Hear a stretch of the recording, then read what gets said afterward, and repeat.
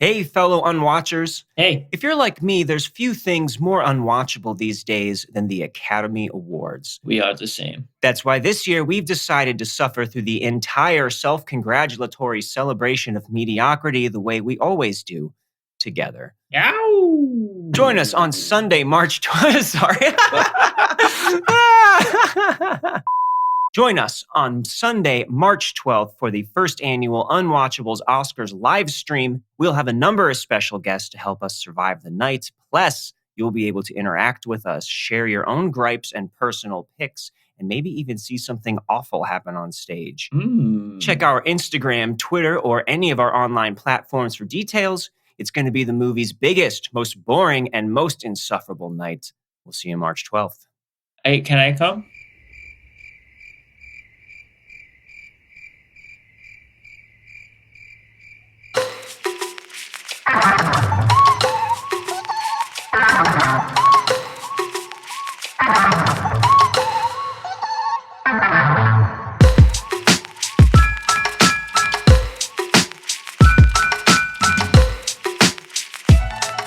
Hello and welcome to Unwatchables, where we watch the most dangerous films before they watch you. I am Marc Dottavio. I'm Seth Troyer. And today we're discussing the work of Harmony Korine, the provocateur whose experimental films push many viewers' tolerance for the shocking and grotesque, and occasionally the director of films starring people like Selena Gomez and Matthew McConaughey. These, however, are not those films. We will be starting off with his notorious directorial debut and cult touchstone 1997's Gummo, followed by 2009's filmed on VHS, whatever the fuck it is, Trash Humpers. Hide your garbage.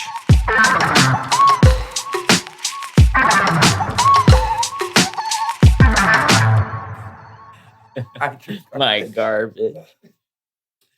Which may or may not include his films, but we'll see. That remains to be seen. Remains to be seen. Absolutely. So first, Seth, could you please introduce our renowned artist and author guest who is joining us today? Marzi Margo. Hello. Cleveland noise scene fame. Yes. Let's Fight is your project, Yes. which I've seen and played on bills with you, and That's I correct. love it every time. It seems like it's like almost always different in some sort of capacity. I try to keep it different. Yeah. I love that about it. And I Thank love your pink ski mask that you wear. Oh, sure. May it rest in peace. It's no longer with us. Oh, really? What because happened it was too stained with makeup, and I think at one point I was trying to film some sort of either a music video or maybe just a performance video art piece, and I had this pink knife to go with it, and I was like cutting around the mouth, and I wasn't really thinking it through. For whatever reason, I was doing that, and I was thinking, like, this mask will still be usable after this video. And then I was like, oh, no, it's not. Like, now it's frayed and filthy, and I think I just have to give it up. So I did. And I'm still in the market for a new pink ski mask. If anybody listening wants to help out, I'm thinking of starting a GoFundMe for that. We just use our Patreon from now on. Right. All funds. Yep. Directed right towards me. I would appreciate that. And then you have a book, right? You're a I poet. do, yes. Last year, I had a book of poems published titled Emoji Revival, and that is available through Be About It Press, which is a press based out of the Bay Area. Excellent. I gotta get a copy. And I knew that once I started this podcast, I would eventually have to talk about Korine, because Harmony is a big deal to me. He has always been, since I was like, I don't know, 19 years old or something. I like really changed the course of my art consumption Oh, and absolutely. art Me making too. habits too. And I remember like you being like a person that I talked to like at shows and stuff. It was like you were an expert of sorts. Oh, sure. I mean, I don't know if I'm an expert necessarily, but I have gone deep into Korine's career and life. You used to have his book, right?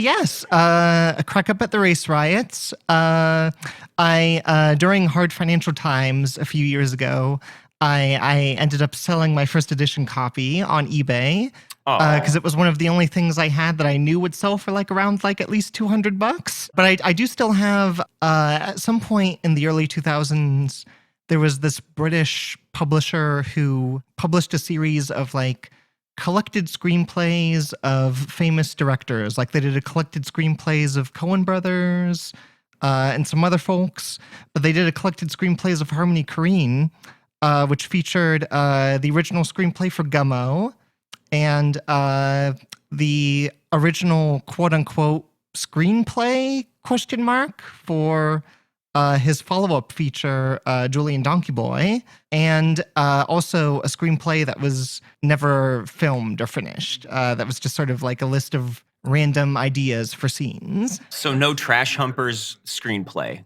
No Trash in Humpers this book. screenplay. You know what? I've seen it. It's 3,000 pages long. Yeah, I was just going to say, surprisingly, a very dense screenplay for such a short film. And the novel it's based on is widely acclaimed too. It's a Melville novel, actually. Yeah. A lot of people didn't know. Early example of modernism, I believe. When he was dying in the gutter drunk, he wrote it.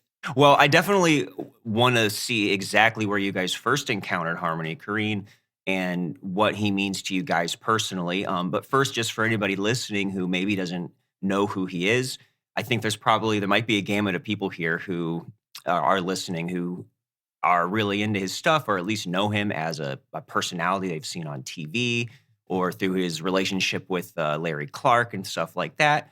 And there might be people who've never even heard of him, but is definitely worth talking about. And the things that I read, just for a brief overview, is that he was born in California and started growing up in a commune in San Francisco, which seems like kind of on brand for him. And his dad made documentaries for PBS, and at some point they relocated to Nashville, which is where many of his films either take place or are filmed in, including both of the ones that we're talking about today. Yes. He's obsessed with the Southern flair, the Southern belle, all the Southern trashiness of the South. Yeah, it's kind of entrenched in him. And but he did eventually make his way to New York City, where he lived with his grandmother for a while, and he even attended NYU in their dramatic writing program for at least one semester. And actually, this just a little bit of trivia for people who listen to Unwatchables. One of our first professional film critic guests, Mike D'Angelo, was in that class with him. Really? And, wow. Yes. And they've had an adversarial appreciation ever since. But that was where, I believe it was in New York, where probably the biggest event of his life happened, where he happened to run into Larry Clark, who was out filming skateboarders for whatever reason. Larry Clark likes to go out and film For Larry teenage Clark reasons. skateboarders. Ethnographic reasons, research, That's its own episode. You can go back and listen to our Larry Clark Yes. episode. But he did discover, for lack of a better word, Harmony Korine, and enlisted him to write Kids, which he did when he was 20 years old. And the movie blew up and became this controversial, polarizing, independent film. And it got him associated with people like Chloe Sevigny, who goes on to appear in Gummo. I think they were in a relationship. Yes, they dated for many years. Mm-hmm. Yeah, I think That they would be met cute. on the set of, or he knew Chloe and got her into Kids. Right. Okay. Or Yes. got her into the movie Kids. That sentence didn't sound right. Right. Okay. Well, Larry Clark was the only one into Kids. He was the only one into Kids. Yeah. Sure. Yeah. So that kind of gave him a lot of opportunities, including money to make his first film that he directed, which was Gummo. And we'll get to that in a moment. But he did eventually part ways with Larry Clark after they did Ken Park together. But We've done on this show, and it was a lot for us. I Ken think Park we were all certainly is a we movie. were a little sour, a little sick at the end of it. Yeah. That certainly is a movie. It goes, it begins, and it ends. Yeah, for Yeah, sure. for more on this, you can listen to episode 4, The Kids Aren't All Right. It is one of the things about Harmony Korine that he is, on top of being an artist, very prolific artist, he is a persona. And you can tell that was, if you see like one interview with him, and you can tell from his art that he is like very, he's wearing himself on his sleeve. There are his like obsessions, Yes. at least, aesthetic obsessions. But outside of that, just one interview you watch and you can tell like this is really how he got to where he was. He is just like this strange little like gremlin creature that could just talk his way into anything because he just has like the most strange sense of humor. He Right. seems very one of a kind. And I think that's probably what struck Larry Clark and struck a lot of people as he went on, especially when it came to like Gummo itself feels like they found this strange person and they were just like, the producers are like, we're just going to turn him loose. Like, what would happen if we just like let him, Right. but we said yes to everything that was on his shopping list of things he wanted to do. And like, that's how Gummo feels to me. Yeah, and speaking of him as a personality, I think that there's lots of different ways you could compare him to John Waters. One of them Oh, sure. being their attraction to this kind of transgressive, almost surreal absurdism, as well as the locales every time that he's, going back to the Right. dingiest corners of Nashville. But I also knew him from his David Letterman appearances, where he was Oh, this, of course. this little impish, awkward kid in a suit that's too big, coming on and saying non sequiturs to David Letterman. And he was kind of like a Harvey Pekar character who would come Right. on there and mix it up with David Letterman. And you can watch all these on YouTube. They're very funny. They might even be my favorite work by Harmony Korine. And- Spoiler for the rest of the episode, huh, Marc? Yeah, and apparently those abruptly ended at one point, and it was revealed years later. It was while he was very strung out, because he did have a pretty serious drug problem at one point, which may come into play with some of the movies that we talk about as well. That he was caught going through Meryl Streep's purse backstage. Yes. Which is kind of a fucking awesome story. It is cool of him. Like, we should all steal from Meryl Streep. I think, like, how the world works. We should I'm just all be imagining reaching she in that must have had purse. some good heroin in that Oh purse. my God. I could be wrong, but I believe that he also got into a physical altercation with Meryl Streep after being caught rummaging Oh, through her purse please, in the God. green room. It was I so believe awesome that I to believe see. that I believe that either he slapped Meryl Streep or she slapped him. But I remember reading This is an all interview. rumor. We will verify this. Yes. later. Yeah, I don't think we have a good shot at getting Harmony Korine on this podcast, but Meryl Streep, balls in your court if you want to come talk about the Harmony incident. Did you slap first? She kicked his ass, by the way, for sure, right? It's not. We don't know who started it, but we know who ended it. Fucking Meryl. So yeah, not so much of a TV personality anymore, but he is Right. someone whose cult of personality looms over his work, and especially with the kind of movies that he turns in, he's afforded a bigger audience than a lot of people who make these kind of movies would. Yes. Because of his past, he kind of hit the zeitgeist at just the right time in independent film in the 90s. So when it comes to his own movies, they are definitely very different from the Larry Clark ones. That Yes. he is much more in the avant-garde, provocative, kind of transgressive area. And he said a lot of his own influences growing up were, surprisingly enough, Buster Keaton, but Mhm, also mhm. Werner Herzog, which tracks a lot more. Yes. I don't know how you don't see the vaudeville sort of like physical comedy in a lot of it. Like, Okay, it's well, very- there's a it's very discussion. prevalent. Right. Yeah. I think that he's always cited Herzog's Even Dwarfs Started Small as like one of his top 5 favorite movies, and it makes sense to see the comparison, all of the physicality of that movie and the sort of simultaneous highbrow and lowbrow going on in that movie. And Herzog became a fan, and he is in Julian Donkey Boy, isn't he? He plays the dad in Julian Donkey Boy, and he is fantastic. That's, he was snubbed for the 2000 Oscar season, if you ask me. Yeah, and it's that kind of weirdness that I think connects them, that this attraction to the uncanny, whether through images or characters. Yes. And they definitely tend to focus on unconventional looking and acting people living on the fringes, which might be why he's cited Fassbinder as an influence as well, because stylistically they're not that similar, but he does tend to feature characters who are Right. a little on the edges like that. And he's also cited Godard too, which I mainly see with them having this same kind of on-the-fly filming style, where there's a sense that they Yes. came up with something that morning and went out with their buddies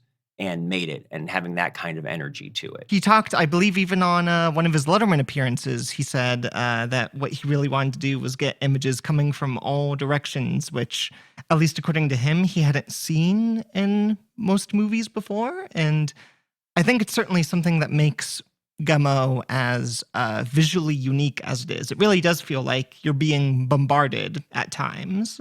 Yeah, almost in a way that I think could translate to the internet generation in a big way, like the TikTok, absolutely. even TikTok, like it kind of feels like watching the most fucked up like string of TikToks you could, because it's just like you'll suddenly jump from a boy in a bunny outfit, like with an accordion going down a hill on a skateboard, and then you jump to a bunch of guys beating the shit out of a chair for no reason. Right. And then you jump to people shooting cats or something. And it's just like, it's just really ADD in this fun way. Oh yeah. It's had this really second and third life, because obviously it appealed to Gen X audiences when it first came out. But we certainly belong to the millennial audience that this film has found. And as far as I know, Gen Z is discovering it and finding their own love for it.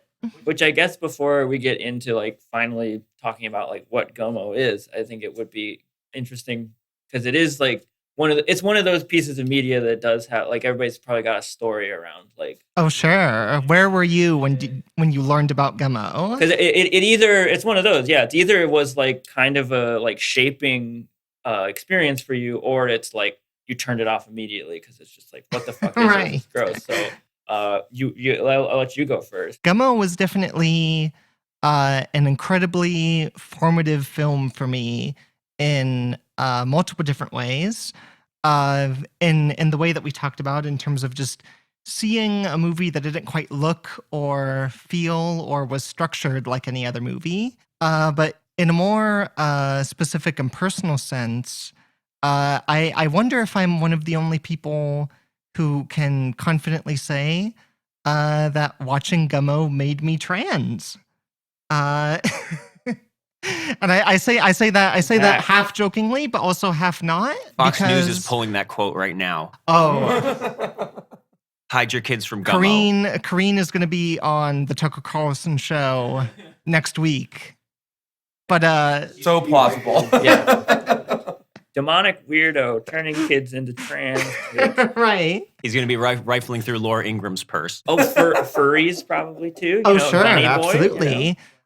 So obviously, at a certain point in the movie, we meet a character named Jared Wigley, and I mean, I'm sure that when we give more of a plot recap, we'll reach that point. But it's pretty apparent right away from the first time that we see this character in this movie that he's in the closet in some sort of way. It's maybe not clear right away, but he seems like he's sitting a bit feminine. He speaks a bit gloatingly, but in the very specific way that a kid who's trying to hide something about himself would.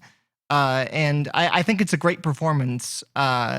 That actor, razor blades, in like yes, cat food or whatever. putting glass and tuna fish Yeah, to tuna cook fish. cats, because as we'll talk about, The main practice everyone in this movie has, it seems, Right. is killing cats for one reason or another. right, killing cats is a big part of the plot of this movie in general. But so two of our main characters are cat killers in Xenia, Ohio, who find out that they have a rival in town. A rival cat killer who's making his own money It's almost off like of killing a stray cats. cowboy kind of thing. Right, Like it's a bit town ain't Western, big yeah, enough like- for us. They ride around on their Exactly. horses, like their little bikes and everything. Yeah, and there is this confrontation scene where Solomon and Tumblr are two heroes ? They find one of Jared Wigley's cat traps, one of his glass traps, and they're like, okay, that's it. We got to go find this kid and talk to him because he's cutting in on our turf. And they go and they talk to him, and he's not this imposing figure at all. He's very mild-mannered, very soft-spoken, and he has this tick where he's like always rubbing the back of his neck when he talks to our two main characters about how he kills cats. By the way, all the talk of cat killing is freaking out Josephine. Yeah, I want to mention, by the way, there is a very handsome, very pretty, beautiful black cat in this room with us who looks a lot like Foot, the black cat. Oh yeah, in this Hello, film. the lesbian cat. you can tell. And there's that is like a repeating motif is the queering of things. That's the lesbian Right, absolutely. cat. So there's that introductory scene with Jared where he's talking about how he kills the cats, and he does it a little bit more humanely than Solomon and Tumblr. You know, Solomon and Tumblr, they shoot cats with BB guns. They drown them in barrels of water. They whip them with switches. While wearing plastic fireman hats. But Jared Wigley, he's like, I put poison around dumpster corners and I sprinkle glass and tuna fish. So it's a little bit quicker and maybe a little bit less painful. But he also seems like much more remorseful about it. He's like, I'm just trying to make some money here, you know? And he also mentions his catatonic grandma that he lives with. And that all culminates in another scene where Solomon and Tumblr break into Jared's house, I guess to rough him up or intimidate him. They bring their BB guns. They have Dolly Parton masks. But Jared's not home. Just his catatonic grandma is. And there's a long scene where they're sort of looking around the house and they go into Jared's room. And Solomon finds... not only amongst a pile of like Playboys, he finds a Playgirl and says to Tumblr, he's got a gay one, which is a moment that I love. But in that same scene, he's like rummaging through some notebook paper and he finds this hidden stack of Polaroids that are of Jared Wigley. In a skirt and tube top and a face of makeup. And then that cuts to I think it's an 8mm, it seems like. It's very grainy, very warbly sound all of a sudden, but it's this montage of those pictures being taken, like Jared is in some apartment somewhere posing, but Jared is having the time of Jared's life. And it's just this immediate stark contrast between the shy, frail, eye contact avoiding Jared that we see in boy mode, as we say in the trans community. When Jared is boy moding, he's certainly presenting himself one way, but then we get to see Jared in Jared's element, where she's really feeling herself. And, you know, at the time when I was in 10th grade, I was still a long way from unpacking my own gender dysphoria. Like, even internally, it was like something that I was experiencing, but not ever wanting to, like, consciously address because it was scary. But seeing that character arc, that little character arc in this incredibly strange movie that I loved for all kinds of reasons, something that really, really stood out, though, was seeing that and being like, oh yeah, there's some people some boys, when they put on a skirt and some lipstick, they feel a lot better about themselves. Anyway, like, let me not think too deeply about that. And there's also the scene after Solomon and Tumblr go and sell some of their dead stray cats to a local butcher, I think. But they're having a conversation, and it's a little all over the place. But at one point, Tumblr starts talking about his brother who moved out of Xenia and went off to the big city. And at one point, he says, he's a queer now. He's all queer. He wears dresses and lipsticks. He looks like a girl. He even has boobs. Solomon's response really is just sort of like, was your brother pretty? And then the scene ends with Tumblr being like, I guess so. Pretty enough to have a boyfriend. And like in this weird detached way, it sort of like ends on this note of like a compromise where like Tumblr is giving off that energy of like, fucking queer, blah, blah, blah. And then like he sort of gets talked into being a little bit more chill about it, and just being like, yeah, I don't know, maybe my brother in the big city is doing okay out there living this kind of life, There's a real obvious juxtaposition between that scene and then later when we're introduced to this Jared Wigley character and he, Jared's personal life, like, really mirrors Tumblr's brother's life. I think that's definitely a conscious choice on behalf of Harmony Korine. And it was one that really got the wheels turning about some stuff that I had not really been wanting to address at that point in my life. So yeah, Gummo made me trans. Mhm. Hashtag Gummo made me trans. Yeah, we'll get that going after this. Well, it sounds like this is about as personal as a movie could get for you, Right. for sure, right? Right, absolutely. And I'm sure that I know that Seth also, is getting has gotten a lot of inspiration as far as this filmmaker playing a big role in your life. You were in one of my creatively. movies, so Right. you know. Exactly. And I kind of, it's odd actually, especially with this movie initially being hard to find. My local Blockbuster carried it on VHS. Wow. And I know because I looked at the cover every time I went there, like, what was this weird looking guy on there? Right. And I never ended up renting it. I didn't know who Harmony Korine was. I didn't know there was a connection with Kids, which was a movie I was familiar with. Sure. So, and this was my first time watching it. So I'll kind of represent the opposite end of that spectrum, basically, where I came to this movie literally 2 days ago for the first time. Oh, wow. And had not seen any of his movies besides Spring Breakers up to there, although I was familiar with his persona and everything that he was up to sure. and everything. And I'll give Seth a chance to talk here too, but I do think this would be a good time to just let anybody know you've actually done a pretty good job of giving the nuts and bolts of this movie. It is not very plot driven or Right. it's not really built around narrative. The stuff with Solomon and Tumblr killing cats doesn't really go any further than that. It's more of just a detail that's going on. They never have a confrontation with this other cat killer. Right. But warning to everybody that likes cats, there is a lot of yes. cat violence in this, which that wasn't as disturbing to me because it is all simulated and you can tell that the camera the cuts. dead cats look pretty fake. If I could give one criticism about this movie, all of the cat corpses, except for the one that is real, there is one real, but it wasn't killed for the movie.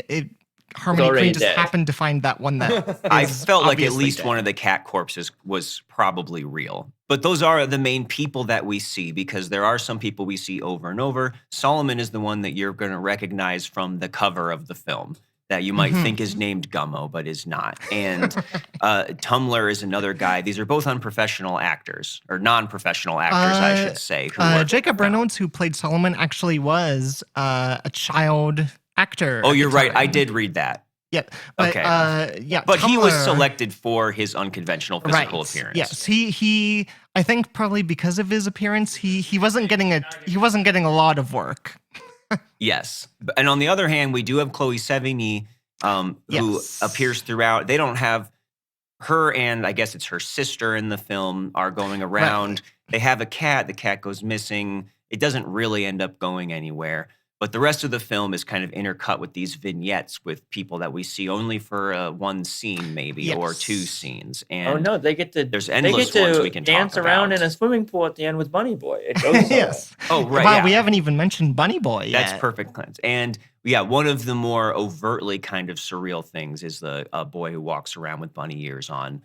Doesn't who- say anything. Yeah, doesn't speak and is kind of this mysterious figure out there. So we do have this mix of non-professional actors and people like Chloe Sevigny. This also has Linda Manns, who was the little girl in Terrence Malick's Days of Heaven, who plays Oh, yeah. Solomon's mother. And Max Perlich, who was in Drugstore Cowboy, Yes. is also in it. Yeah, one of Linda's like few movies. Like I think you can count them on one hand, right? Like Yes, and she died young too. I think like in her 50s or so. But this movie was shot for $1.3 million over the course of 3 weeks in Nashville, even though it's set in Xenia, Ohio, and specifically Right. mentions, I think it was chosen because of this tornado in 1974 that devastated the town and killed a lot of people, which is really just mentioned passingly at the beginning. I'm not sure it plays a giant Right. role That in is it. the sort of like I think we mentioned earlier the sort of immediately polarizing opening to this movie, which it's visually polarizing because it does really sort of lay all of the cards out on the table right away of like, listen, there's going to be a lot of camcorder footage in this movie. There's going to be a lot of shakiness, a lot of graininess. Again, images coming from all different directions, all different types of cameras. Oh yeah, and including real footage of the Xenia tornado. And one of the things that surprised me about the style of this is that this was shot by I hope I get his name right, Jean-Yves Escoffier, who was the cinematographer on Good Will Hunting and Leo Carricks's The Lovers on the Bridge. He also did some Neil LaBute films, which was a filmmaker we recently talked about.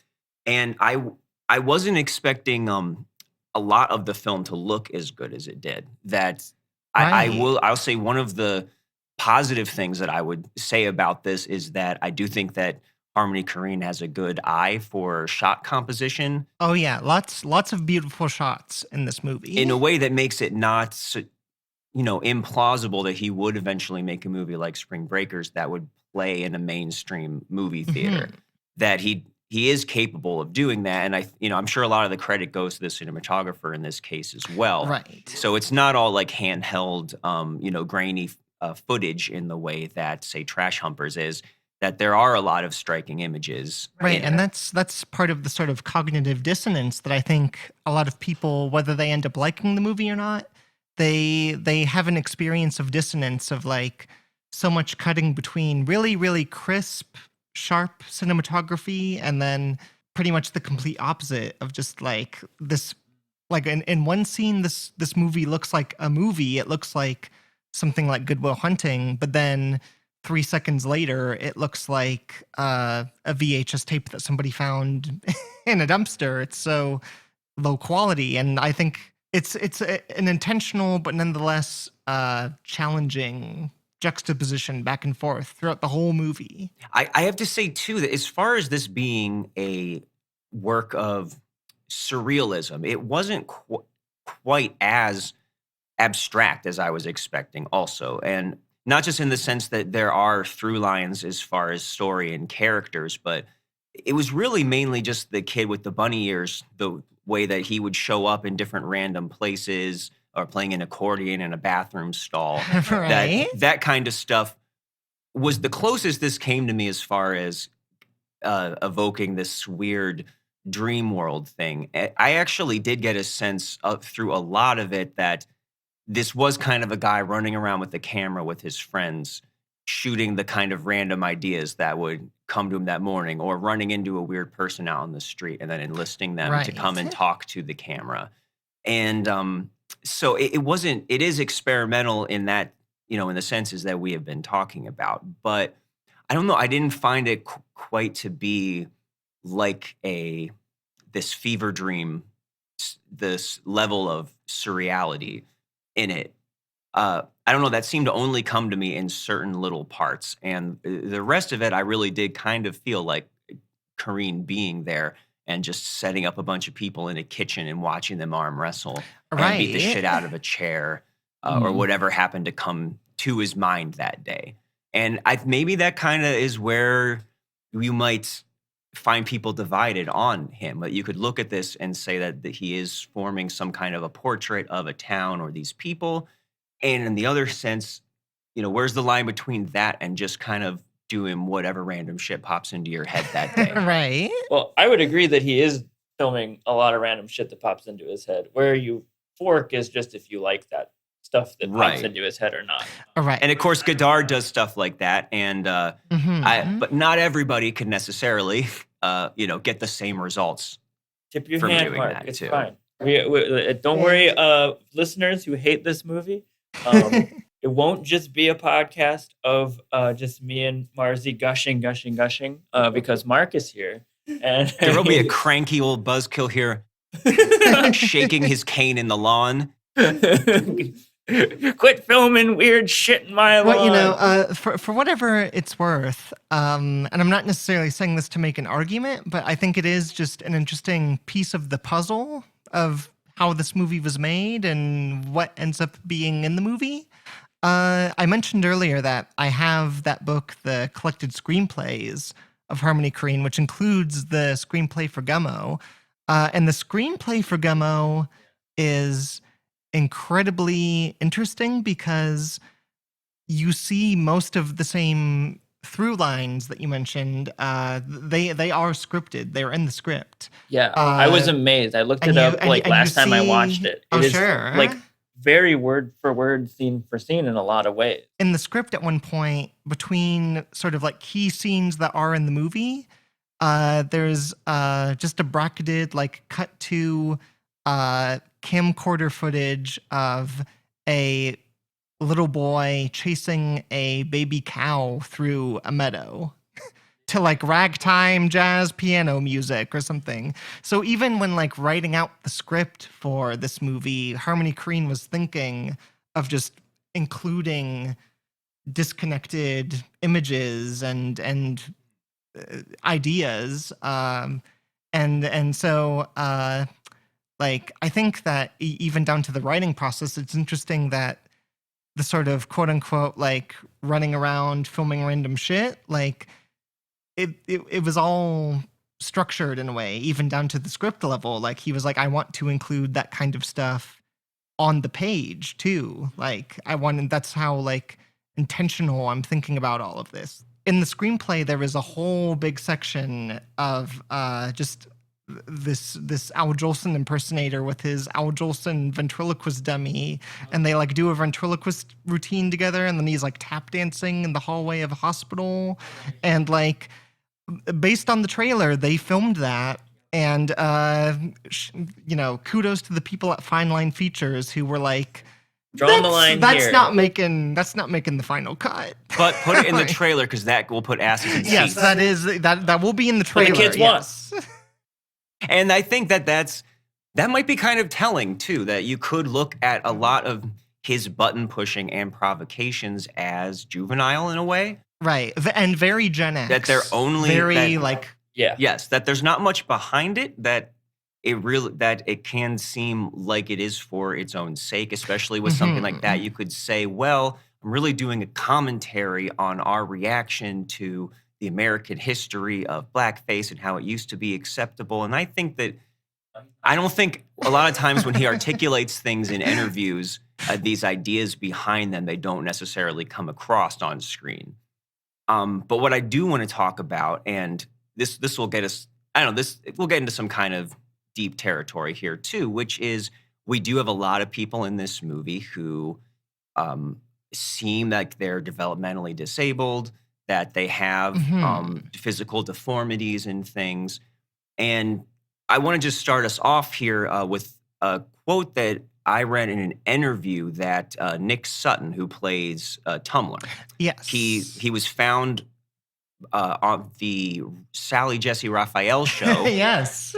On an episode about like sniffing glue or something. I believe the episode title was "My Child Died from Sniffing Paint." That is correct. And you know, I've actually, as a Harmony Korine super fan, I've been Facebook friends with Nick Sutton for however many years at this point. I just found him on Facebook and was like, of course I'll.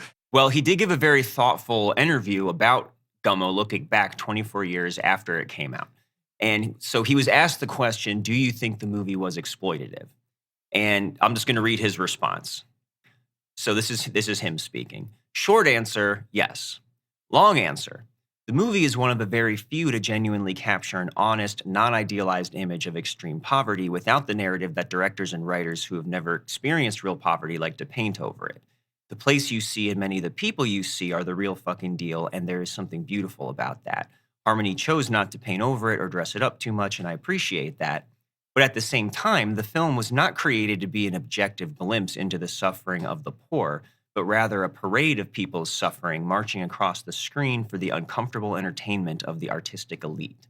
There's two sides to this, so it's a lot more complex than simply saying it is entirely exploitative, but yes, I do feel it was.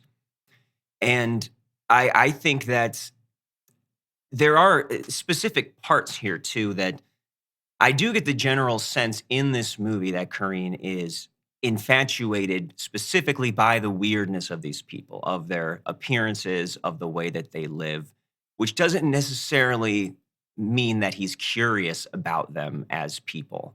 And I feel like his main appreciation of them is aesthetic as opposed to necessarily something much deeper than that, which isn't the same thing necessarily as mocking them, but I feel like even if he is a guy who relates to these people and does find them interesting, he's still a little bit of, even if the ringmaster lives with and eats with the freaks backstage and loves them and everything, he's still kind of running a freak show in the end. But I would like to get your guys' take on that. I have some specific examples that I think are the most egregious here, but I'll let you guys respond to that. Yeah, I know. I agree, and that is one of the things that I am always kind of watching with this movie and trying to follow the thread. I eventually do get intoxicated just by like what I do see as like a dreamy, weird, like not the real world, even though he is using things from the real world and real people. He creates something that is not, and I do get that like kind of gross feeling with more subsequent viewings of it, that there is sort of, now that I know who Harmony is, and it's like Harmony and Chloe Sevigny like behind the camera, who are both like like very in a very safe place financially, and like have never really probably had to deal with anything like what's being portrayed on screen. I guess there's something dangerous, and I think there is like that is where some of the drama is with the sitting down and watching it, that he is doing something that maybe shouldn't be done, I guess, in some of the cases, especially when it comes to like what could be seen as exploitative scenes with the mentally disabled person, The one with the baby doll. the baby doll and things Yeah. like that. But I don't know, it is like a real push-pull, because he is like this like 20-year-old kid who like does not know enough to be more responsible with this, and maybe there should be more adults in the room like kind of like giving him some ideas about it. But in some ways there is something, the bottom line thesis of it is really interesting and still sticks out to me as being this thing that is about finding beauty in like what is characteristically and like usually called ugly, right? And going into these places to find that, because even in that scene where it goes on for a long time, some of the scenes where with the one woman with the baby, and they just like interview her for like a long time, but like the length of it kind of helps for me. It almost feels like they are genuinely, I mean, and I can only assume and imply, because I don't know. If for all I know, like the camera stopped rolling and Harmony immediately made some like joke at like her expense. But I don't know what comes through in a lot of those scenes. Not all of them. I think some of them aren't handled perfectly. But in that one, that like the camera stays and doesn't cut. And it does just like hear what she has to say. And she is just saying things to the camera. And it's allowed for us to bring our own sort of baggage to it, or our own like feelings about it. And I mean, it is just like her having a platform suddenly, which is like automatically Right. like politically and like socially like a place where anyone involved has to feel kind of responsible. But it is this complicated thing, yeah, that is like, it's kind of wonderful that she is given a platform. All right. As Is this much the as kind of it could platform be that seen. is this really though a platform that does justice to this person in this kind of shocking, grotesque art film where everyone is made to look as grotesque as possible, and that seems to be the kind of the point? Is that really like doing justice See, though? I guess so this would be my sort of Does she even know like what she's doing in this? Is another element I think like what kind of that's movie this certainly is? a fair point to make. My one contention that that I would say in response to that is, I have never, and maybe this is just part of my personal connection to the movie.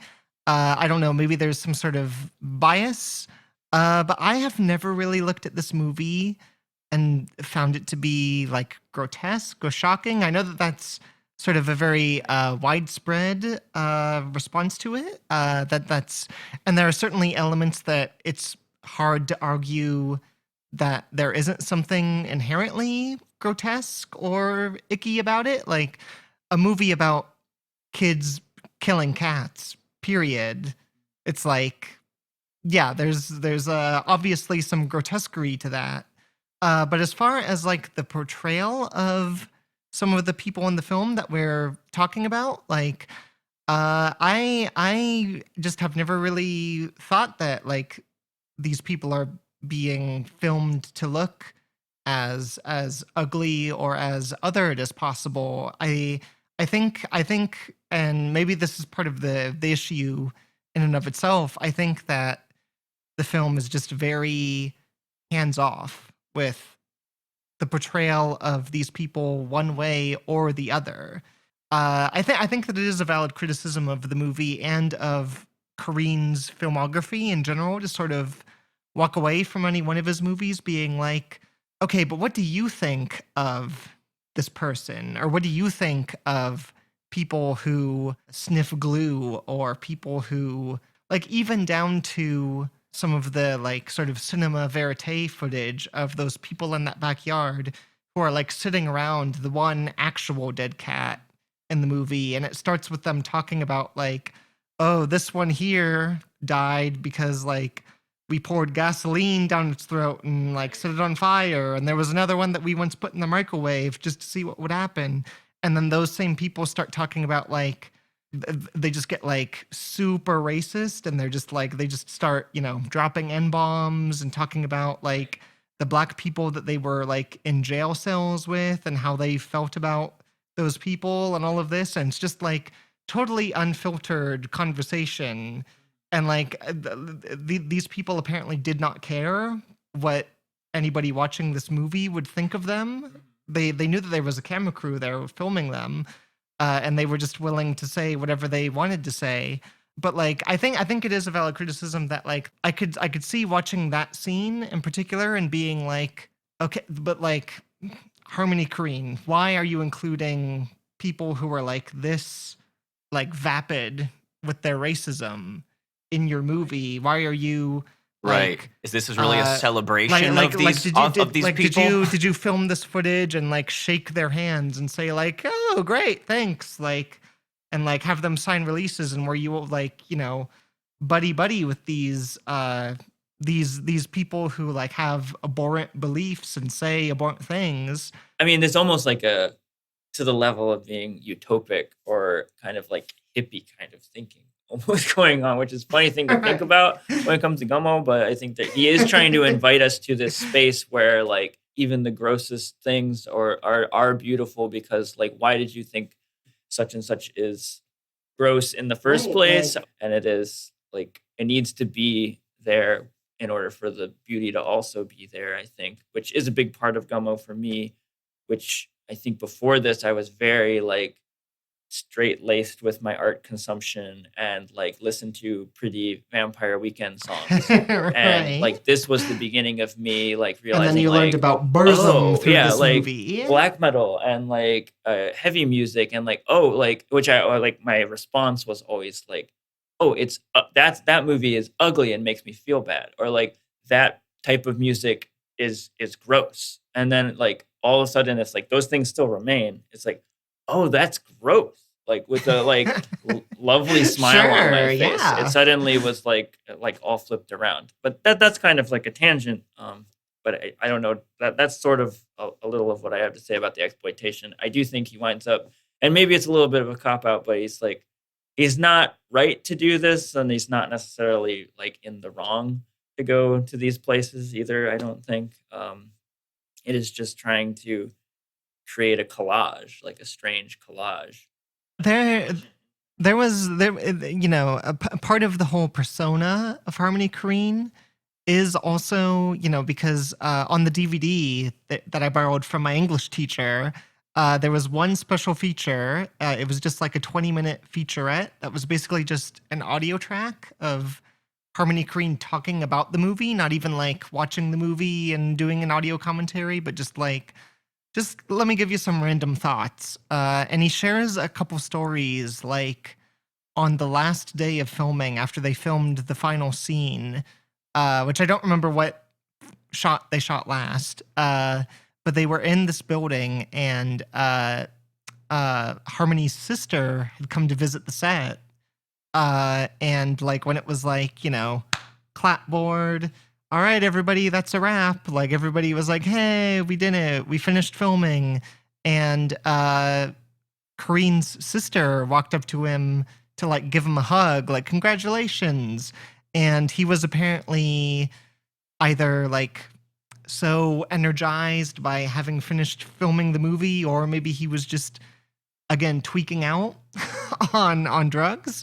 But he responded by like grabbing his sister by the shoulders and throwing her through a plate glass window of the house. I can fill in the gaps on that. It was the final scene they shot was the one on the couch where Harmony's like cuddling with. Oh, that's right. And he was drunk out of his mind. And he's actually shit-faced in that scene. And it was when he pours the beer on his head. They shot it right before they were set to go to the rap party at a strip club.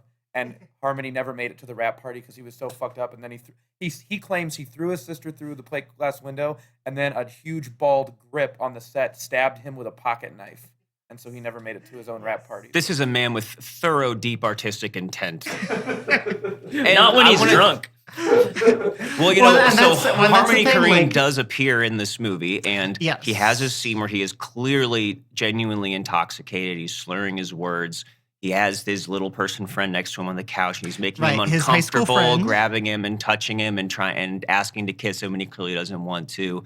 And he's just kind of saying random stuff. He pours beer onto his head. And I really felt like this was where I was getting the insight into this guy's actual process more than anything else. That's the moment in this movie that's like, here's the guy who made this, by the way. Like, so you can get an idea of what he's like if you're watching this movie for the first time. And that's, maybe that's part of what this whole hands-off way of him throwing all this stuff out there without it seeming to have its strongest intention behind it might be revealing kind of a lack of thought. That is what makes all of the provocative things that we see seem empty to me, because I don't feel like he actually has any insight into these people or into what he's doing. Even if you look at this as a portrait of a town, these people only seem connected by just how weird each one looks. That all of a sudden we're seeing this little albino lady kind of giving a speech about, like she's doing a dating video of the kind of guys that she's into, and she gets to talk about how she was born without toes. She's so and sweet, though. For all that we know, she lives in some other town. We have no idea like where she factors into any of this, and you just know that okay, now he's letting this small kind of funny sounding albino lady talk about the kind of guys that he's into, and everyone that we see is kind of on that level, and then it leaves and never goes back to her. And I think there is also a scene where basically there's this girl that, I don't know, her brother or somebody lets his friends have sex with her. So Solomon and Tumblr show up, and it's assumed that they each have sex with her. And Solomon goes in, and we see that the girl is someone who looks like she probably has something like Down syndrome. Right. And is in this garish makeup and outfit. And I can just see him just reveling in her stilted line readings and non sequiturs, and then it just cuts away. And to me, that's not any different than what Todd Solondz was doing in Palindromes, which we talked about, which also had a bunch of developmentally disabled children in it who clearly were, having a good time on camera, but in my mind weren't there for any more purpose than how weird that they looked. And that's basically where I kind of landed with this, and why and obviously I brought nothing else to the movie, having just watched it for the first time the other day, not being in Harmony Korine or anything. And it was stuff like that yeah, it makes me think that the only reason anybody was even really paying attention to this was because of the time and place, the cultural cachet that he had from kids. And that's, you brought up TikTok and YouTube, which seems to be a clear way that people might see weird stuff like this now that they didn't have at the time. So something like this didn't have kind of a context. This was a unique object that would be passed around, Right. from place to place. And in that way, I think it can serve as a good gateway for more works of avant-garde, of low budget, independent filmmaking, non-narrative filmmaking, but something that on its own, though, became tiresome for me. And maybe that's just my beef against Harmony's whole aesthetic, which doesn't seem to have much of a thought behind it.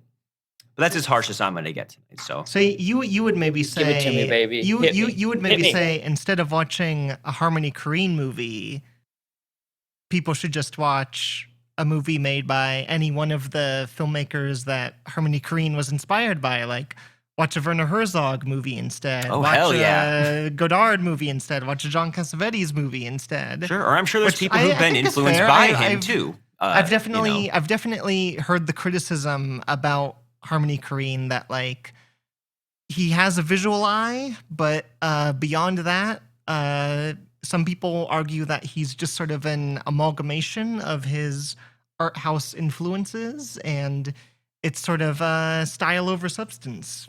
Some people say. I don't know if I agree with that, but I can see it. I can see it. So basically, me and Marzi hate this movie. Yeah, And we're yeah. totally on board with you. Zero out of 10 stars. I go out of 11 stars, but so all right, yeah. I don't see any Unwatched coming on the horizon from you guys. I think you've pretty well articulated. Last night I rewatched it, and it was probably like my 20th rewatch. So I would say it's definitely rewatchable for me. All right, well, you guys, I think, just recently gave pretty eloquent kind of closing thoughts about where you land on this movie. It sounds like I'm the only one who's kind of looking to unwatch this, and I'm fine being alone here in that corner. But if there's anything else you wanted to throw in, because we will move on to another Harmony Korine film, can't wait to talk about. But any other final things you want to throw in there we didn't get to with Gummo, unless anyone's going to spring a surprise on watch on me. One final thought, not even necessarily about Gummo, but just sort of hearkening back to Good Will Hunting, which we mentioned earlier. There is Harmony Korine has a cameo in Good Will Hunting. He shows up in a scene with Matt Damon where he's being escorted by a cop into jail, and like Matt Damon is on a payphone talking to the Minnie Driver character, and he's interrupted because Harmony Korine is like, "Hey, what's up, baby? You want some of my ass? Get the fuck off me, cop!" And Matt Damon's line is like, "Oh, hey, Hervé, I remember you from Juvie. How have you been?" Oh my god! And then the cinematographer was like, "Who is that guy? I want him to make a movie, and I want to be his cinematographer." I'm gonna have to watch that again. But there is that Van Sant connection. He did praise Gummo, right? And he had a connection to Larry Van Clark. Sant was the executive producer of Kids, so yes, that's probably where the Van Sant Korine relationship started. But just a fun little Easter egg that the weird kid who made this weird movie was in Good Will Hunting on screen with Matt Damon.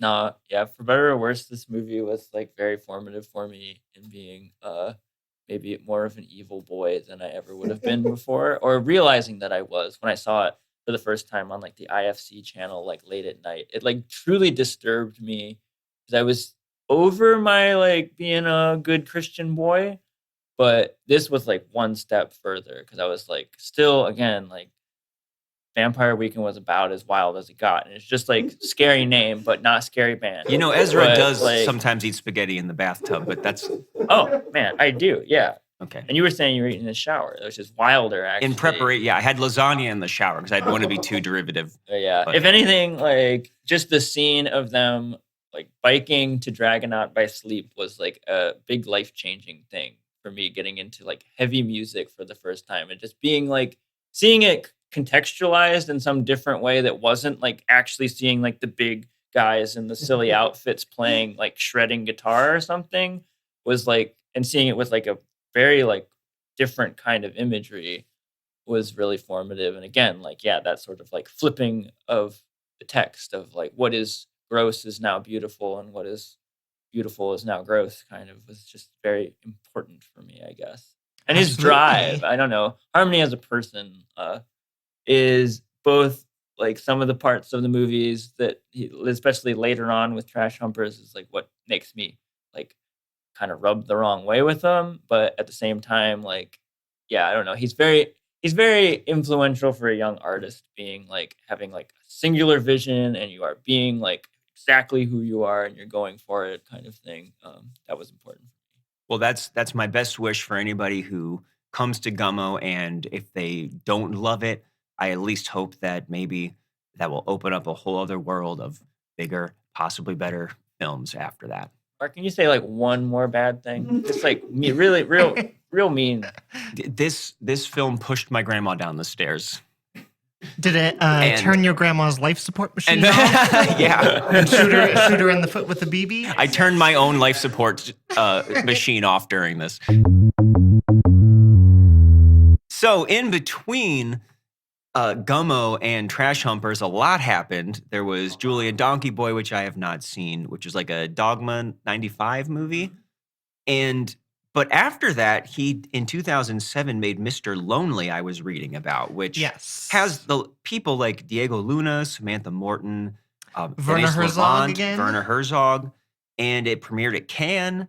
Not a big critical or commercial success, but him doing that, I think it probably eventually led to stuff like Spring Breakers or The Beach Bum, Yeah. which have big movie stars in them. They look like normal, at least look like normal movies. Right. Mr. Lonely was like his first time being like, what if I made a movie that looked like a regular movie from start to finish? Yeah, and I guess that because the movie wasn't very successful, perhaps there was meddling. I'm not really sure, but I'm sure he had to work within a much stricter confines of working with studio money and things like that.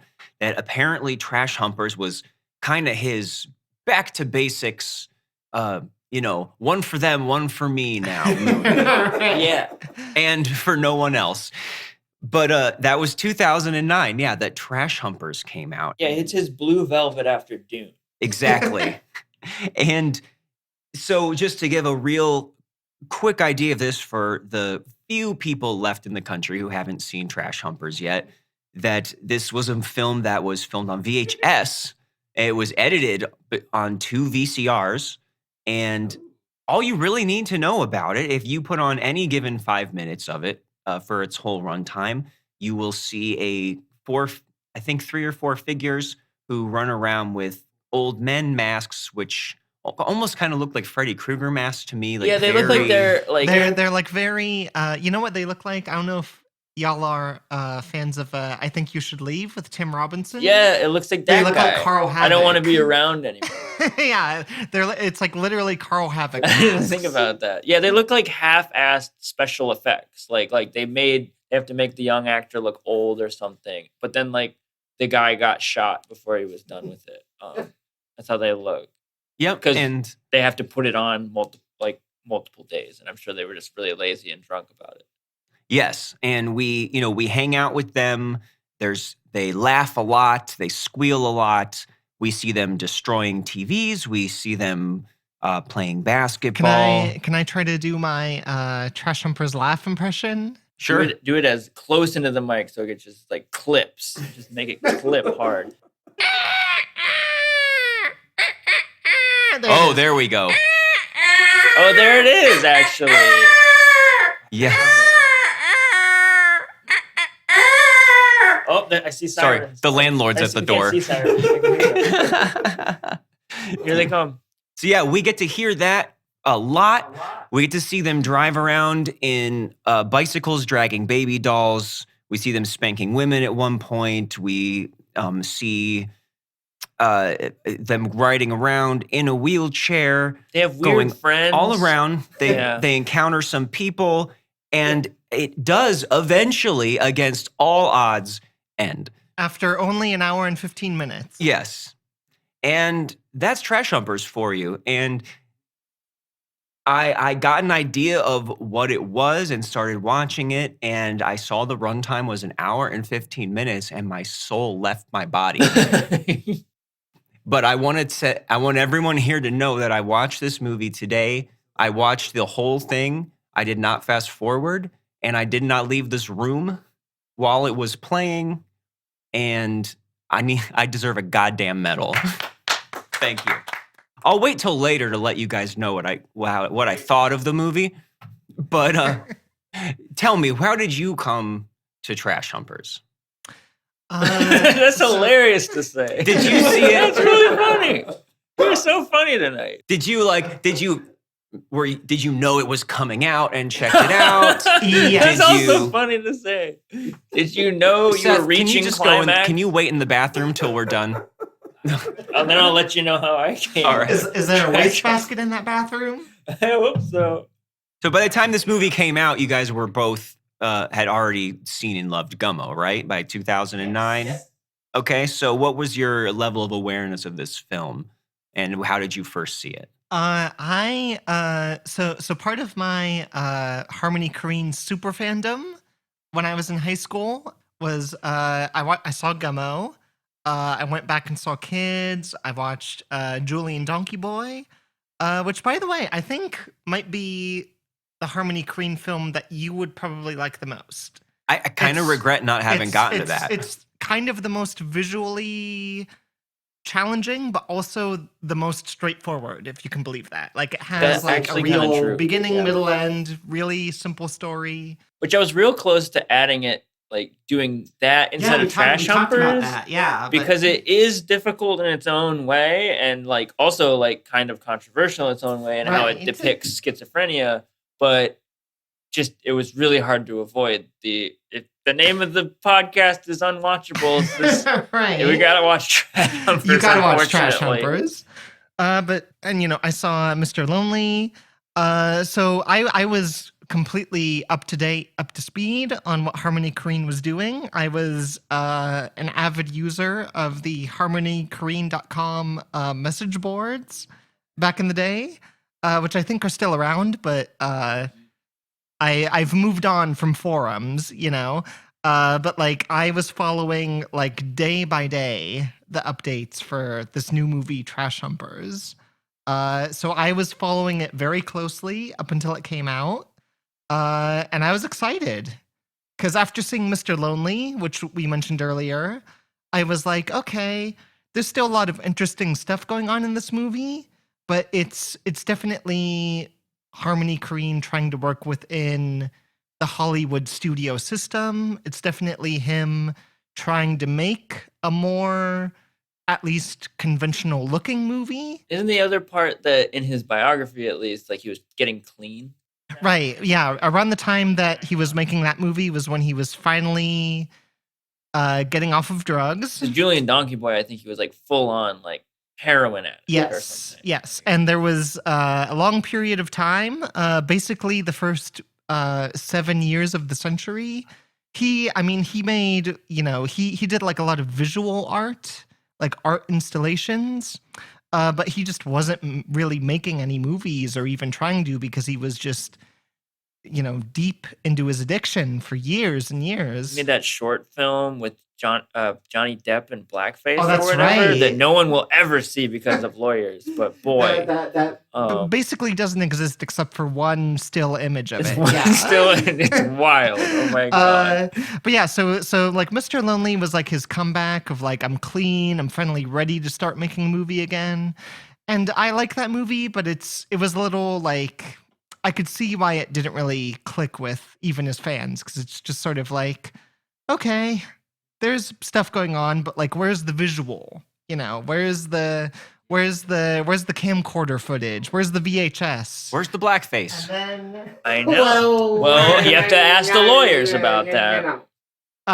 But then Trash Humpers was announced, and there were like some still images of what it would look like, and it was like, I think for a lot of Harmony Korine fans like myself, like my little high school self at the time, it was like, finally, he's back. Back. And we're going to see Harmony Korine the way that we always should see his movies, you know? And I don't think I was disappointed when I finally saw the movie when it came out. It really, you know, love it or hate it, Trash Humpers, maybe more than any other movie in the history of cinema, really delivers on exactly what it promises, like down to the title. Like, this movie is about people who hump trash. If you expected anything else, you shouldn't have clicked on it. Yes. That's also why I love the burning fireplace video on Netflix. It's Yeah. exactly what's It looks advertised. there's no plot, nothing. Masterpiece. Just burning fireplace. Absolutely. I was a little bit I could like, that's my whole thing about this. I could imagine anticipating Trash Humpers, which I did not. I think I was Sure. late. I didn't know about I wasn't a fan early enough, I don't think. Mhm. So it was already out, or I just didn't know yet that it even like was coming out or something. Right. But I could imagine that sort of anticipation for a fan of Gummo. It's like, yes, Mr. Lonely and everything, but Oh, like, yes. yeah, still like believing that Harmony has it in him to like really like go there and make something really bizarre. Which even when I saw this one at like the height of my Korine phase, I think I was still like a little like, still going. This movie is still going. It is a difficult watch, but not for like the exciting reasons that Gummo is a difficult watch or whatever. Right. Or, it doesn't have. I feel like for me, it's not balanced out with the like pleasure that comes with Gummo or even Julian Donkey Boy Right. of being this like assault on the senses, and there's so much happening. If anything, it's like Right. very minimalist, which the common conceit like everywhere on Letterboxd, everywhere you go, is like, this would make a really awesome short film. But Right, and I I mean- can't help but like kind of agree with them, but it would be antithetical to what Harmony is trying to do with the movie. Is like, he's Right. trying to make a Blair Witch Project or something where it's like, yeah, you like, he wants to make like, he's God help us. set out to like make a video that you found in the garbage. Like you Right. I mean, he literally said in interviews that he almost, when the final tape was produced, before making any copies of the master tape, he thought about taking the one and only copy of it and literally throwing it in a ditch somewhere in Nashville and just letting somebody find it eventually and take it home and watch it. He also said that after he decided not to do that, he almost split the movie up into different VHS copies, but in fragments. Like, it would only have like 10 minutes per tape, and he was just going to like take those to Goodwill and like like that. Like, I think he was headed for the sun and he got scared. I think he That's was exactly afraid what of getting happened. burnt, I was think. reading Like, last night that he decided not to do either of those ideas and just release it conventionally, like in a theater, because he was like, oh, if I do plan A or plan B, then I won't have like any copyright on it, and it would just be He wouldn't still be making major bucks off of it like he must right, be to this day. exactly. He's like, this is a cash cow that I have to hold on to here. which from the word go is sort of one of the places where I hit like a wall, which like even the fact that there is a title sequence or like there's like you see a title manually added by, which by kind of VCR. Yeah. takes away from the feeling that it actually is what it is supposed to be. And same with like there being credits at the end, which should tell, Right. like even tells you who the gaffer was and things Right. like that. By the way, it's kind of shocking how long the end credits are. You're like, oh, it goes on for like 5 minutes. That's a lot of people. Don't tell me this movie had a gaffer. They said gaffer, I'm pretty sure. My God. But yeah, you make a He good did a point, great though. job. You make a good point that I definitely feel like if this guy is going to be making films, that he would be much better suited to making shorts and conceptual art pieces that are maybe done in some local space or something. And when it comes to feature-length films, that just certain things just don't work that way. And I do feel this way in general about a lot of really aggressively, alienatingly avant-garde films. Not all of them. Like it's funny too. I was actually thinking about my favorite horror movie of last year. It was something called Skinamarink, which is probably something a lot of people have heard about online heard at this good things point about by the it. time Yeah. this comes out. And it's no exaggeration. I think it has to be the least narrative, like most experimental horror film that's ever been released in widely wow. in theaters. And you'll see what I mean if anyone has seen this movie. I mean, it's definitely, I can't imagine people not leaving just disgusted and annoyed by it. And you'll see this all, Cool. you'll see this all play out. And I really liked it. And it's like over an hour and a half long. So, you know, it is possible. But I did run into this issue with like the Stan Brakhage films, Mhm. especially when there's no sound, like that just going, you know, when that gets to a certain point in length, it really Right. becomes punishing and just kind of numbing. And I don't think that maybe Harmony Korine is the one who's suited for feature length either. And Trash Humpers is just one example of that, a particularly punishing example. But yeah, I don't know. That might be my advice. If he had to, even something like Spring Breakers didn't seem like it had enough going on, that it put too much demands on him to craft something that had a meaning behind it, which, you know, as I've said, I don't think really is his main strength. Right. Which I could see. I like Spring Breakers more than this, but I could see Same. being a proper conceit, which is that he's got his elements, there they are, but there's like, he's really milking them. Like it feels like a lot of it feels stretched, really stretched in a way that we aren't diving deeper necessarily. Sometimes there are Right. flickers, and I get kind of excited in this movie about that. Because there's like even like a point where they're driving around, and it feels like there's like a monologue there. Right. Yeah, that feels very I think that there's a good parallel between what we were saying about the opening scene of Gummo, which is sort of like here's some context for the rest of the film in case you need it as a viewer, just to give you an idea of like why think these it people does are the way add. they are. And Trash Humpers waits until close to the end of the movie to include this, but that driving around scene really serves the same exact kind of purpose of like the one Trash Humper played by Harmony Korine, who I believe is named Hervé, same name that was used for his character in Good Will Hunting. Oh my God, they it's- have my names in this? God. Oh yes, It's a Hervé, sequel to Good Will Hervé, Hunting. Buddy, Travis, and Mama. Is this from the copy of the script that you have? the 600-page Trash Humpers screenplay? The script Yes. they wrote. Yes. Are you going to come out as Harmony Korine's scriptwriter finally on this podcast? Listen, The You've been script he writing- did toss into a ditch. But yeah, when Hervé is driving around, and he gives that monologue about we choose to live like free people, unlike all of these people in their houses living their fake suburban lives.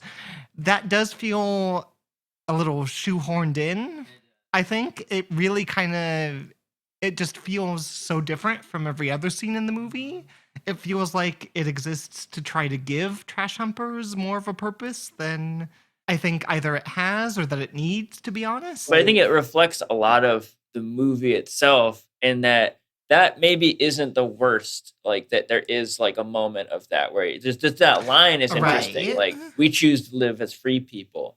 But we get like the lead up to it, which is this sort of like he's still improvising, trying to find that part. Right. And then we get the after. He's still talking afterwards. Yeah, I which, think- if anything, like if we just got that, there would be something. Which I Right. think a lot of the movie suffers from that, where it's just like they had a great time, which I think is maybe even fucking what's his name? Cassavetes, or something could be criticized in this Right. way of being like, can you believe we just came up with all that off the top of our heads? That we It's just turned the amazing. cameras on And we let have it to like roll. put it all on there. You all would appreciate it, but like quite often, like there's certain movies where it works, and there's certain movies Yes. with improvisational stuff where it's like that. And even at the height of Cassavetes, which are, like I think he's like better at it than Harmony, but like Yes. even there is this sort of like preciousness with improvisation. Where Yeah, it's just even- like we felt it. No one else would feel it though. Like unless you were Right. there on that night, like having this jackass like raucous time, you know. The Jackass franchise actually maybe does this better than anybody else. Speaking of Jackass, Honestly, like, yeah. what better movies capture the vibe of hanging out Mhm. better than the Jackass movies? Johnny Knoxville should have been consulted. You know? I totally agree. I definitely agree with what Seth is saying too, that this is something that feels like he just made it for himself, fucking around for a couple nights. And what is it that makes him distinguish between something like that and then just deciding that it needs to be released and that people need to see it and sit through Right. it? And they will because of his name. And I'm not sure if he knows where that line is or cares.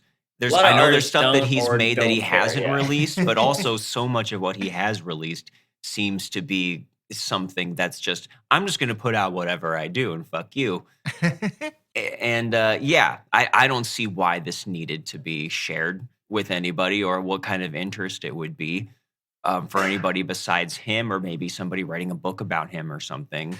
Well, you had mentioned when we started talking about this movie, its punishing qualities, that it felt punishing to watch, which I don't think is a hot take by any means.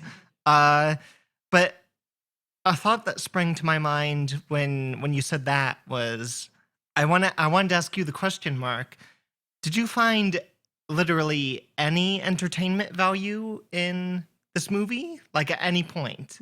Did you laugh at any point? Did you were you fascinated, intrigued, or was it just like you shaking your head in bitter regret at your decision to watch this movie? Well, that is a good question that I guess I would be interested to hear everybody answer. My answer is honestly, no, I didn't find anything. Sticking to You his know, guns. this is I think our going to be our 33rd episode, Something like that. and we've watched almost 60 movies at this point. We're in like the late 57 or something. I don't know. I have a list out there somewhere, you know, and this might have been like the one that broke me after those. And Yeah. and because I got to say, you know, I never laughed. I never found it creepy. Really? I never found it really evocative of anything except what like a bunch of high schoolers might come up with if they were riding around with their old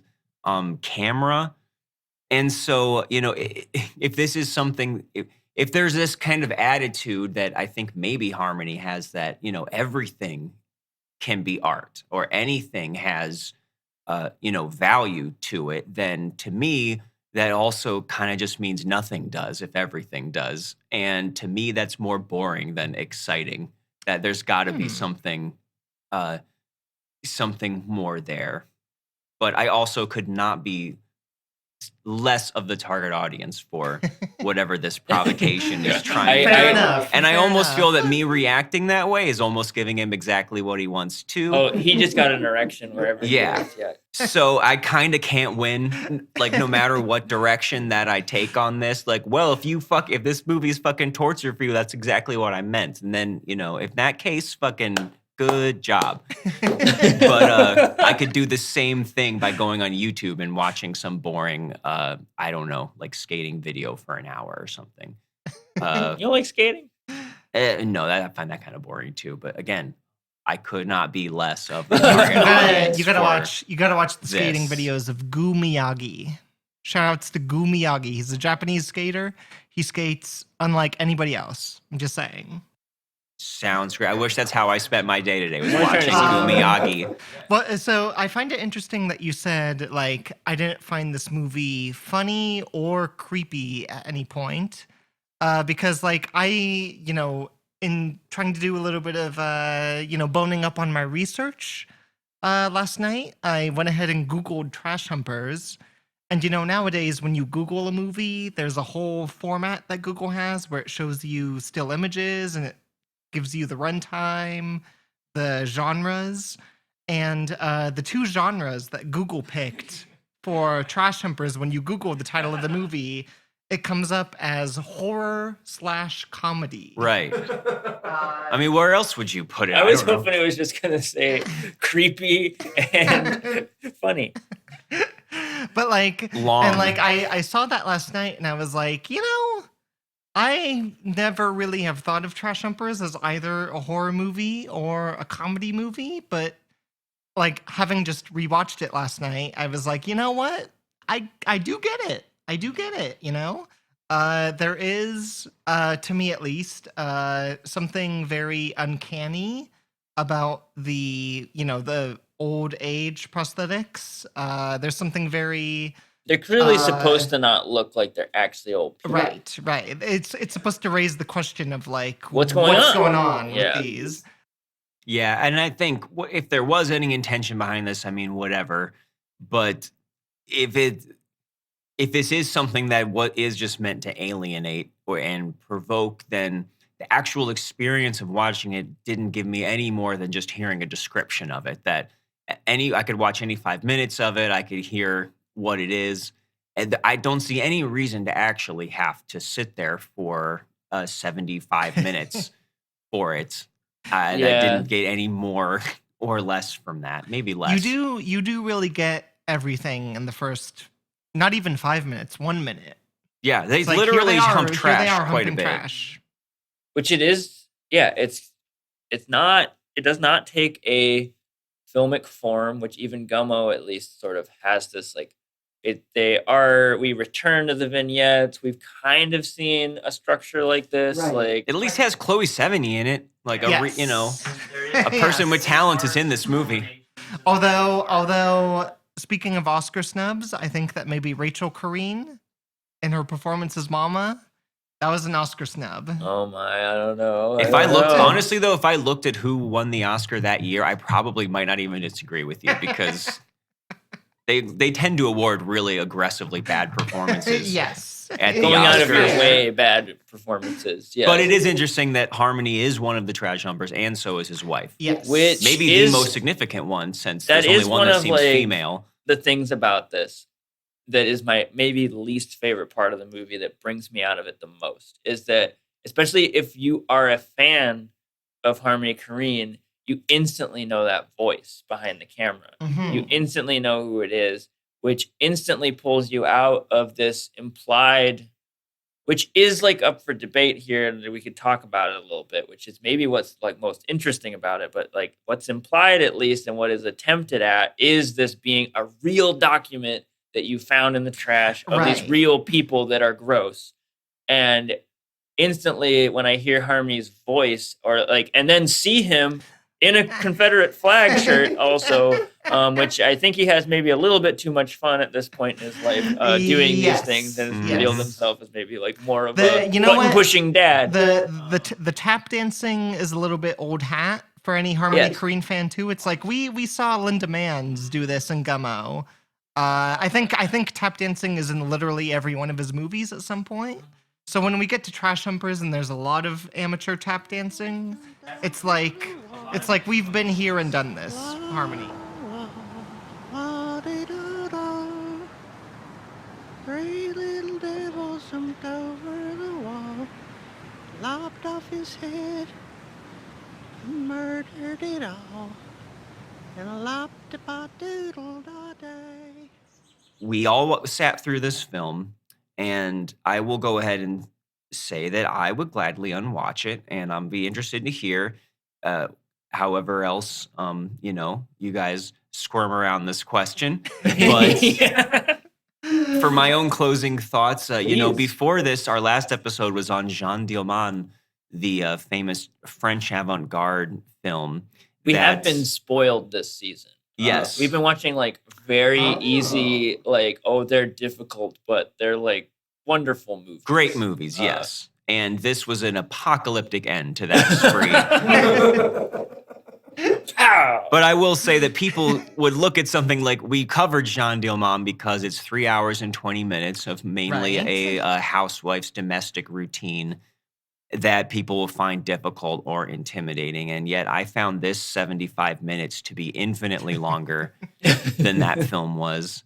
and I would gladly watch it 100 more times. So yeah, whatever you want to call this, whoever it's out there for, please enjoy it.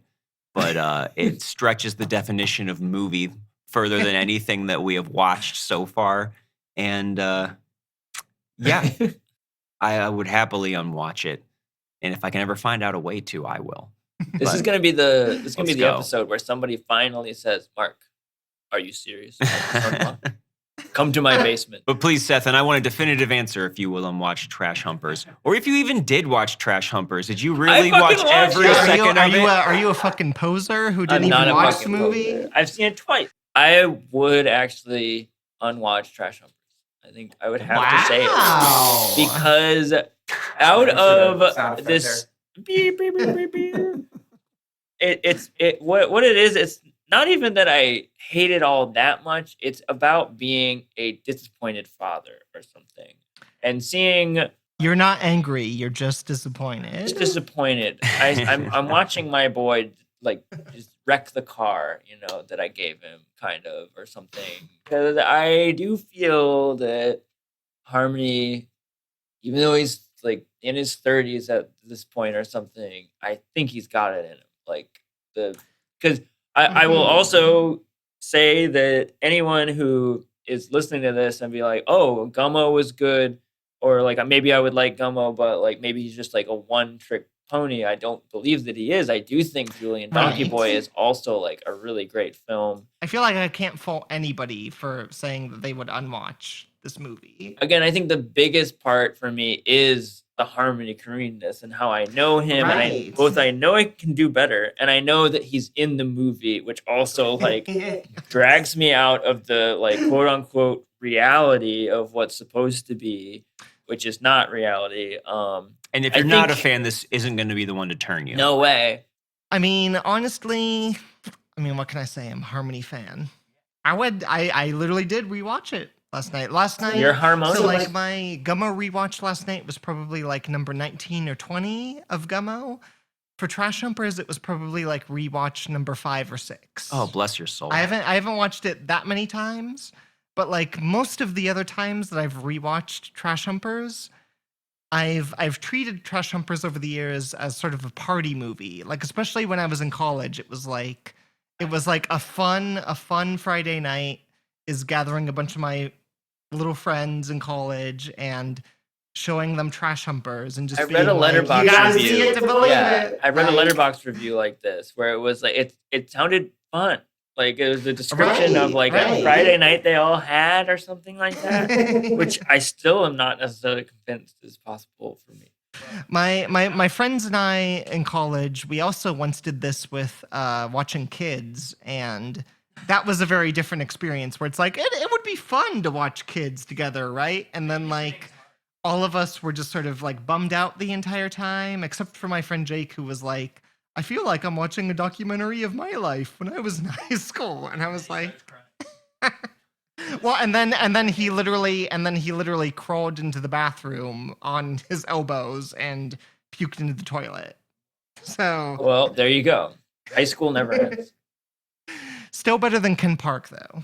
Oh man. I could not imagine gathering a group of friends to like sit down and have a fun Friday night watching Ken Park. That's exactly what we do on this podcast. So